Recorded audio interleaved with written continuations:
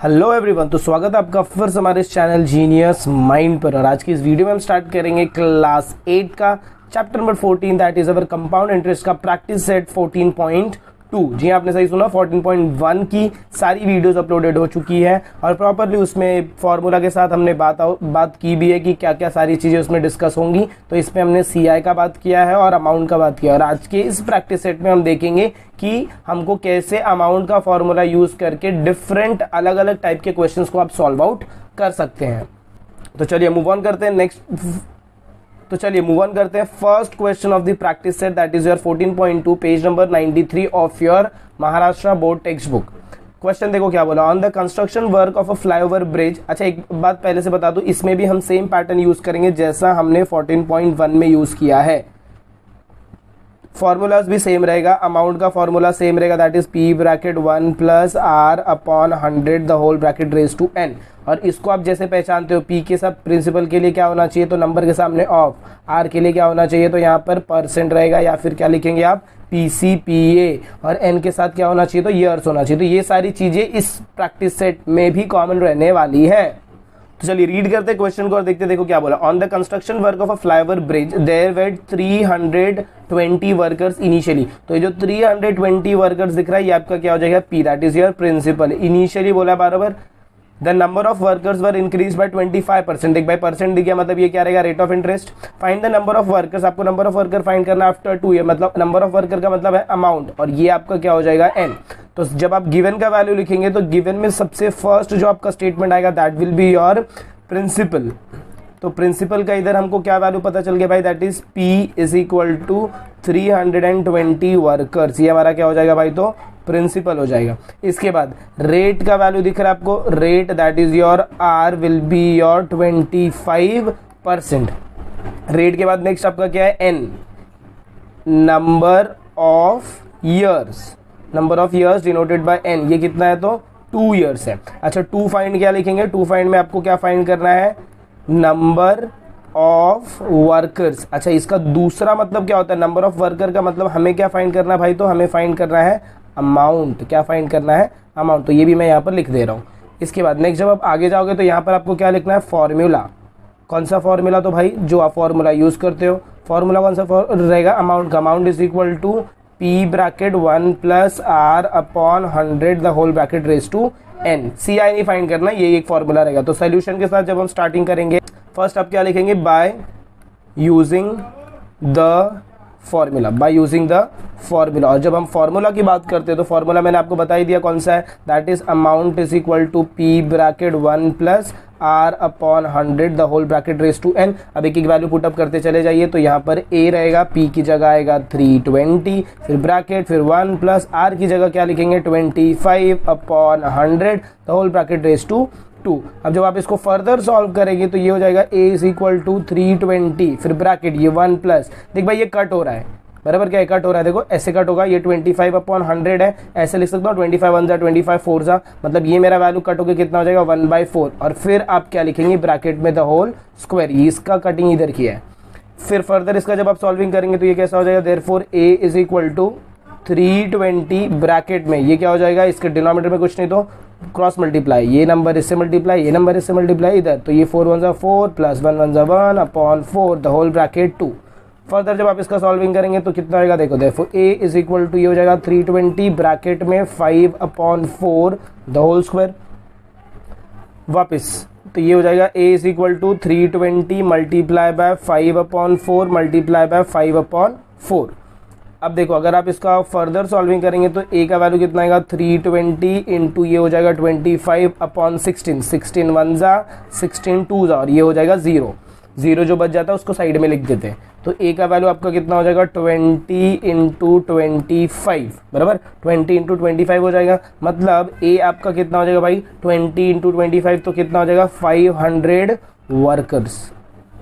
तो आप क्या लिखेंगे, देयरफॉर फाइनल आंसर में आपको क्या स्टेटमेंट लिखना है देखो, देयरफॉर नंबर ऑफ वर्कर्स कितने साल के बाद, after 2 years, after 2 years will be 500। ये रहेगा आपका फाइनल आंसर। तो आई होप आपको एक क्वेश्चन समझ में आया कैसे सॉल्व करना है। भाई प्रैक्टिस सेट 14.1 करके आओ, बहुत ही एकदम सिंपल प्रैक्टिस सेट है ये, सिर्फ आपको वैल्यूज अंडरस्टैंड करने आनी चाहिए, जिसका शॉर्टकट मैंने आपको बता दिया कि कैसे आपको सॉल्व आउट करना है। तो चलिए मूव ऑन करते हैं next question, that is our question number 2 की तरफ।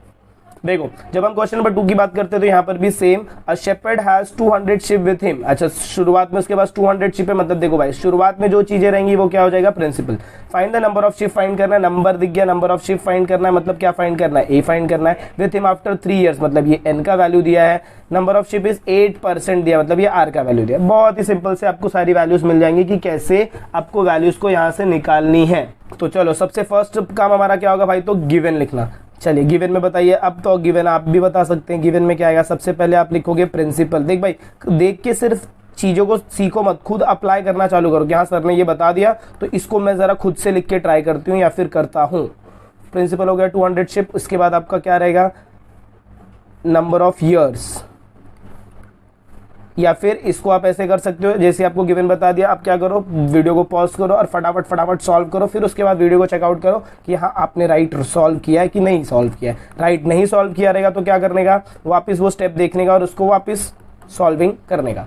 तो इतने बात में हमने पूरा लिख दिया, गिवन प्रिंसिपल भी लिख दिया, नंबर ऑफ ईयर मतलब एन भी लिख दिया और रेट भी लिख दिया। फाइंड क्या करना है भाई, तो फाइंड करना है हमें अमाउंट। तो यहाँ पर टू फाइंड में आप क्या चिपका दोगे, टू फाइंड में क्या लिखना भाई, तो अमाउंट। अमाउंट में ब्रैकेट में क्या आएगा, A is equal to your question mark. Formula सिर्फ और सिर्फ किसका आएगा, तो अमाउंट फाइंड करना है, तो सिर्फ और सिर्फ अमाउंट का formula. Therefore amount that is A is equal to P bracket 1 plus R upon 100 the whole bracket raise to n. अब क्या करना है आपको, सिंपली वैल्यूज को सब्स्टिट्यूट करना है, कैलकुलेट करना है और आंसर लाना है। चलिए सोल्यूशन क्या लिखेंगे, by using formula, by using formula. कौन सा फॉर्मूला, अमाउंट का फॉर्मूला। अमाउंट का फॉर्मूला क्या होगा, अमाउंट इज इक्वल टू, साथ में बोलो, amount is equal to P bracket 1 plus R upon 100। Amount is equal to P bracket 1 plus R upon 100 the bracket raise to n. A is equal to P bracket 1 plus R upon 100 the whole bracket raise to n. अब amount कुछ नहीं दिया है, principal का value देखो आपको दिया, कितना दिया, स्टार्टिंग में हमने कितना कंसीडर किया 200, फिर plus 1 plus rate of interest कितना है 8 upon 100 the whole bracket raise to n. N का वैल्यू आपको कितना दिया है भाई, तो 3 ईयर्स दिया है। अब आप क्या करेंगे, वैल्यूज को सॉल्विंग आपको पता ही है कि ये सॉल्विंग कैसे करते हैं। इसके डिनोमिनेटर में कुछ नहीं तो 1, फिर प्लस ये होगा 8 upon 100 the whole bracket raise to 3। Further जब आप सॉल्विंग करेंगे तो ये कितना हो जाएगा, therefore amount is equal to, ये होगा 200 ब्रैकेट मल्टीप्लाई करेंगे तो 100 plus 8 upon 100 the whole bracket raise to 3। Further solving करेंगे तो ये कितना हो जाएगा, अमाउंट इज इक्वल टू, ये हो जाएगा 200 इंटू ये हो जाएगा 108 upon 100 into 108 upon 100 into 108 upon 100। 3 बार क्यूब आई, क्योंकि यहाँ पर जो वैल्यू आई है वो आपका क्या है, क्यूब है। 3 दिख रहा ना ये, इसीलिए 3 बार हमने लिखा है, 1 2 1 2, सारा वैल्यूज कट गया। अब क्या बचेगा आपके पास, amount is equal to 2 into 108 into 108 into 108 upon 100 into 100। अब इसका जब आप फर्दर सॉल्विंग करेंगे तो ए का जो वैल्यू आएगा, आपको जो फाइनल ए का वैल्यू रहेगा दैट विल बी योर 251.94, बराबर। लेकिन देख भाई यहाँ पर शिप की बात हो रहा है तो आप लिख सकते हो ऐसे, आप एक स्टेटमेंट यहाँ पर चिपका दो, एज शिप कैनॉट, क्या लिखेंगे देखो, as sheep cannot be as ऐसा लिखो, as number of sheep cannot be in decimal. Number of sheep cannot be in decimal. देखिए भाई शिप है ना, आधा शिप थोड़ी होगा, या तो पूरा होगा या तो नहीं होगा। देयरफॉर अमाउंट जो है ये कितना है, 251.94 है। इसको हम अप्रोक्सीमेट, इसको बोलते हैं अप्रोक्सीमेट वैल्यू। अप्रोक्सीमेट करके क्या लिखेंगे, 252। अब ये कैसे किया तो ध्यान से सुनना, जब भी नंबर ऐसा है 251.94 तो आपको कौन सा नंबर देखना भाई, आपको ये वाला नंबर देखना है। अगर ये नंबर 5 से बड़ा है, 5 से बड़ा तो क्या करने का, ये पूरे वैल्यूज को हटाने का, और ये जो 1 है इसके अंदर क्या करने का, +1, तो ये कितना हो जाता है, 252 हो जाता है। और अगर नहीं रहेगा तो फिर अगर सपोज ये नंबर मेरा क्या है, 5 से छोटा, सपोज 4 है, 3 है, 2 है, 1 है, तो ये सब कुछ हट जाएगा और आपका आंसर कितना रहेगा, 251। इसीलिए आपको टेक्स्ट बुक में इसका फाइनल आंसर कितना दिया, तो भाई 252 दिया हुआ है। That is an approximate value. क्या है भाई वो, अप्रोक्सीमेट वैल्यू। देयरफॉर आप फाइनल आंसर क्या लिखेंगे, number of ships. Number of ships कितने साल बाद, तो भाई after 3 years, number of sheep after 3 years will be 252। तो आई होप आपको ये क्वेश्चन भी समझ में आ गया कि देख भाई ये कैलकुलेशन का जो पार्ट है ये तो तुम्हें ही करना है, क्योंकि हर क्वेश्चन में कैलकुलेशन बदलेगा। कैलकुलेशन अगर बताऊं मैं तो ये सारे नंबर जितने दिख रहे हैं ये सबको मल्टीप्लाई करो, मल्टीप्लाई करके तुमको एक वैल्यू आएगी, उसके नीचे क्या करने का, ये 4 0 लगा देने का। 4 0 मतलब 4 डेसिमल शिफ्ट करने का। तो चलिए मूव ऑन करते हैं next question, that is our question number 3 की तरफ। देखिए जब हम क्वेश्चन नंबर 3 रीड करेंगे तो इसमें भी क्या बोला है, in a forest there are 40,000 trees, बराबर है, एक फॉरेस्ट है 40,000 ट्री मतलब ये प्रिंसिपल है। Find the expected number of tree, number of tree find करना मतलब क्या फाइंड करना, अमाउंट दिमाग में बिठा लो अभी। आफ्टर 3 ईयर मतलब एन का वैल्यू कितना दिया, 3 year, increase the number at the rate of 5% per year, मतलब ये आर का वैल्यू दिया है। मैं तो बोलता हूँ भाई ये खुद ही कर लो, बट फिर भी देखो मैं कर देता हूँ। गिवन का वैल्यू कितना दिया है, प्रिंसिपल का वैल्यू कितना दिया आपको, 40,000 ट्रीज, बराबर, कितना ट्रीज है भाई, तो 40,000 ट्रीज। इसके बाद आपको क्या बोला है, नंबर ऑफ ईयर्स, मतलब एन का वैल्यू देखो कितना दिया है, 3 ईयर्स दिया है, और इसके बाद आपको दिया आर का वैल्यू, रेट ऑफ इंटरेस्ट कितना दिया देखो 5%। टू फाइंड में क्या बोला है, अमाउंट, टू फाइंड में आपको क्या लिखेंगे, अमाउंट। अब अमाउंट फाइंड करना है तो अमाउंट का क्या लगाना पड़ेगा भाई, तो फॉर्मूला लगाना पड़ेगा। चलिए इसके बाद फर्दर जब आप इधर आएंगे फॉर्मूला पे तो ये क्या हो जाएगा, therefore amount is equal to P bracket 1 plus R upon 100 the whole bracket raise to n. Formula के बाद क्या आएगा भाई, सोल्यूशन। देखिए जब हम सोल्यूशन की बात करते हैं तो सेम लिखेंगे, amount is equal to P bracket 1 plus R upon 100 the whole bracket raise to N.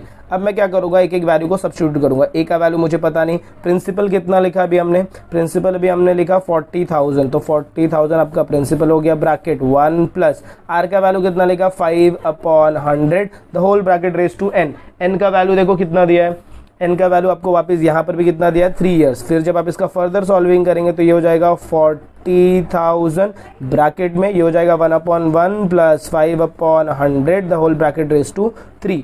Further जब आप इसकी सॉल्विंग करेंगे that will be equal to A is equal to ये हो जाएगा 40,000 ब्रैकेट ये हो जाएगा 100 प्लस ये हो जाएगा 5 अपॉन ये हो जाएगा 100। अब ये बताने की जरूरत नहीं है कि ये क्यों हमने किया, फर्स्ट क्वेश्चन में बता दिया था मैंने। ए का वैल्यू कितना हो जाएगा भाई, तो 40,000 ब्रैकेट में ये रहेगा 105 upon 100 the whole bracket raise to 3। अब क्या करने का, इसको 3 बार मल्टीप्लाई करना है, मतलब ए इज इक्वल टू ये हो जाएगा 40,000 into 105 upon 100 into 105 upon 100 into 105 upon 100। अब क्या करना है देखो भाई, जीरोस कट होंगे तो 1 2 3 4 1 2 3 4 सारे जीरो चले गए। सारे जीरोस अगर चले गए तो अमाउंट का वैल्यू कितना रहेगा भाई, तो 4 into 105 into 105 into 105 divided by 100। अब जब आप इसका फर्दर सॉल्विंग करेंगे तो देख भाई मैंने क्या बोला, ऊपर के सारे नंबर्स को मल्टीप्लाई करो और जितना भी आंसर आपका आएगा उसमें डेसिमल कितना शिफ्ट करने का भाई, तो 2 डेसिमल शिफ्ट करने का। जब आप इसको मल्टीप्लाई करेंगे तो आपका आंसर आएगा 4630500 डिवाइडेड बाय 100। अब ये 2 जीरो आपके क्या हो जाएंगे भाई, कैंसिल आउट हो जाएंगे। तो ए का वैल्यू कितना आएगा देखो 46305 क्या, ट्रीज। देयरफॉर आप क्या लिखेंगे final answer, therefore expected number of trees, final answer में क्या लिखना है देखो, एक्सपेक्टेड नंबर ऑफ ट्रीज कितने साल बाद, after 3 years, expected number of trees after 3 years will be 46305 trees. तो ये हो जाएगा आपका थर्ड क्वेश्चन का फाइनल आंसर कैसे लिखा चेकआउट कर लीजिए प्लीज। देखिए बहुत सिंपल क्वेश्चन था, ज्यादा कुछ उतना डिफिकल्ट था नहीं। तो चलिए मूव ऑन करते हैं next question, that is our question number 4। देखिए जब हम क्वेश्चन नंबर 4 की तरफ मूव करते हैं 14.2 क्वेश्चन नंबर 4, इसमें क्या बोला देखो, the cost of price of a machine is the, यहां पर एक वैल्यू मिसिंग है, ये आपका वैल्यू कितना आएगा 2,50,000। Cost of price of machine is 2,50,000। तो ये आपका फर्स्ट वैल्यू जो हो जाएगा, ये क्या हो जाएगा भाई, तो principal. If the rate of depreciation is 10%, अभी इसमें ये जो डेप्रिसिएशन वर्डन है बहुत ज्यादा इंपॉर्टेंट है, ये याद रखो, बताता हूँ इसमें इसका क्या काम होगा। 10% per year, find the depreciation in price of the two, तो ये हो जाएगा आपका 2 ईयर, मतलब ये हो जाएगा एन, यहाँ पर दिया है रेट, ये वैल्यू में मिसिंग था क्वेश्चन में, तो मतलब क्वेश्चन में मतलब मेरे से टाइपिंग मिस्टेक हुआ था, और ये प्रिंसिपल का वैल्यू है। तो देखो सबसे फर्स्ट स्टेप आपका क्या क्या रहेगा भाई, तो गिवन लिखना। तो जब मैं यहाँ पर गिवन लिखूंगा तो गिवन में सबसे पहला मेरा काम क्या रहेगा, प्रिंसिपल। प्रिंसिपल हमको कितना दिया, तो 2,50,000 रुपीज। उसके बाद आर दिया है कितना, देखो आर दिया आपको कितना, 10%। बट एक और चीज है, मैंने अभी आपको बोला एक वर्ड है डेप्रिसिएशन। डेप्रिसिएशन का मतलब क्या होता है कि जो भी आपका आर का वैल्यू रहेगा वो किस में रहेगा भाई, तो नेगेटिव। ये याद रखना, डेप्रिसिएशन मतलब आर का वैल्यू किस में रहने वाला है, नेगेटिव में रहने वाला है। फिर एन का वैल्यू आपको कितना दिया, देखो भाई तो 2 इयर्स दिया है। क्या फाइंड करने को बोला, 2 फाइंड में amount of depreciation, find the depreciation पूछा है, तो आपको यहां पर फाइंड करना है डेप्रिसिएशन। क्या फाइंड करना भाई, तो डेप्रिसिएशन। अच्छा, डेप्रिसिएशन का मतलब क्या होता है, कम होना। सपोज अगर मैंने 50 रुपीज़ का एक मशीन खरीदा, बराबर। अब जैसे जैसे मैं मशीन को यूज़ करूंगा तो उसका प्राइस कम होगा तो सपोज कितना हो गया, 30 हो गया। तो ये जो प्राइस में जो 20% का डिक्रीज हुआ, इसी को क्या बोलते हैं, डेप्रिसिएशन। फॉर्मूला आपका इसमें थोड़ा अलग फॉर्मूला लगेगा। अमाउंट का तो फॉर्मूला सेम रहेगा, amount is equal to P bracket 1 plus R upon 100, ये सेम रहने वाला है। बट एक और फॉर्मूला हम यूज करेंगे जो हम सीआई के लिए यूज करते हैं, वैसे ये डेप्रिसिएशन का फॉर्मूला रहेगा। डेप्रिसिएशन का फॉर्मूला, सीआई का फॉर्मूला क्या रहता है, अमाउंट माइनस प्रिंसिपल। डेप्रिसिएशन का फॉर्मूला उल्टा रहेगा, तो ये क्या रहेगा तुम्हारा, प्रिंसिपल माइनस अमाउंट। याद रखना, डेप्रिसिएशन का फॉर्मूला प्रिंसिपल माइनस अमाउंट। जब आप सोल्यूशन स्टार्ट करेंगे तो सबसे पहले आप क्या लिखेंगे, देखो बाय यूजिंग फॉर्मूला, कौन सा फॉर्मूला, अमाउंट का फॉर्मूला। क्या रहेगा अमाउंट का formula, amount is equal to P bracket 1 plus R upon 100 the whole bracket raise to n. अब क्या करना है, अमाउंट को मुझे इसी रखना है। पी का वैल्यू देखो जरा कितना है, पी का वैल्यू 2,50,000। तो यहाँ पर मुझे क्या रखना भाई, तो 2,50,000 ब्रैकेट 1, इसके डिनोमिनेटर में कुछ नहीं तो प्लस, फिर आर का वैल्यू कितना दिया, देखो 10%। बट मैंने क्या बोला, डेप्रिसिएशन का बात होगा तो आर किस में रहेगा, नेगेटिव। मतलब यहाँ पर आप जो वैल्यू लिखेंगे वो क्या रहेगा भाई, तो +10 नहीं, ये आपका रहेगा, ब्रैकेट में डालो और यहाँ पर लिखो -10 upon 100 the whole bracket raise to n. N कितना दिया, देखो कितने साल के लिए, 2 इयर्स के लिए दिया है। तो यहाँ पर आप क्या लिखेंगे, तो 2 लिखेंगे। अब जब आप फर्दर सॉल्विंग करेंगे तो ये ए हो जाएगा इज इक्वल टू, ये हो जाएगा 2,50,000 ब्रैकेट 1/1। अच्छा, जब आप ये प्लस माइनस को मल्टीप्लाई करने वाले हैं, इन दोनों को मल्टीप्लाई करेंगे तो ये क्या हो जाएगा, माइनस हो जाएगा। ऊपर क्या बचेगा, 10 और नीचे क्या बचेगा, 100 the whole bracket raise to 2। अब देखो एक एक जीरो गायब होगा तो आपको डायरेक्ट अमाउंट का वैल्यू कितना मिलेगा, 2,50,000 ब्रैकेट 1/1 माइनस, यहाँ से अगर मैं एक एक जीरो को कैंसिल कर दूं भाई, ये एक जीरो का एक जीरो का, तो मेरे पास क्या बचेगा, 1/10 बचेगा। बराबर 1/10 लिख के मैं इसको क्या डालूंगा, इन द ब्रैकेट स्क्वायर। अब क्या करेंगे, नॉर्मल जैसे आप क्रॉस मल्टीप्लीकेशन करते हो, that is amount is equal to 2,50,000 bracket में 1/1 minus 1/10 the whole square. Further जब आप इसका सॉल्विंग करेंगे तो आप देखो, आप इसको क्रॉस मल्टीप्लाई कर सकते हो, that is amount is equal to 2,50,000 bracket में ये हो जाएगा 10 माइनस 1/10 द होल स्क्वायर। अब जब आप इसका फर्दर सॉल्विंग करेंगे तो वैल्यू देखो भाई कितना हो जाएगा, therefore amount is equal to 2,50,000 bracket में होगा 9/10 द होल स्क्वायर। 9/10 मतलब कितनी बार आएगा भाई, तो 2 बार आएगा। मतलब amount is equal to 2,50,000 into 9/10 into 9/10। अब बताओ क्या क्या कट होगा, तो देखो भाई एक जीरो कैंसिल, एक जीरो कैंसिल। अब आपके पास जो फाइनल वैल्यू बचा वो कितना रहेगा, 2,500 इंटू 81। अब जब आप इसको मल्टीप्लाई करेंगे तो आपको जो अमाउंट का वैल्यू मिलने वाला है वो आपका अमाउंट का वैल्यू कितना रहेगा, तो देखो क्या बोला मैंने, 2,02500, ये हो जाएगा आपका अमाउंट का वैल्यू। बट हमें क्या फाइंड करना है, हमें फाइंड करना है भाई डेप्रीसिएशन। क्या फाइंड करना है, डेप्रीसिएशन। डेप्रीसिएशन का फॉर्मूला क्या रहेगा, देखो DEPR है, ये तो आपको स्पेलिंग लिखनी है। डेप्रीसिएशन इज इक्वल टू क्या बोला मैंने, प्रिंसिपल माइनस अमाउंट। तो प्रिंसिपल हमारा कितना था, 2,50,000 माइनस 2,02,500। अब जब आप इसको माइनस करेंगे तो आपका वैल्यू देखो कितना आएगा, आपका वैल्यू रहेगा 47,500। तो यहाँ पर आपका फाइनल आंसर 47,500 रुपीज, मतलब डेप्रिसिएशन का वैल्यू कितना हो जाएगा, 47,500। तो फिर आप क्या लिखेंगे, देयरफॉर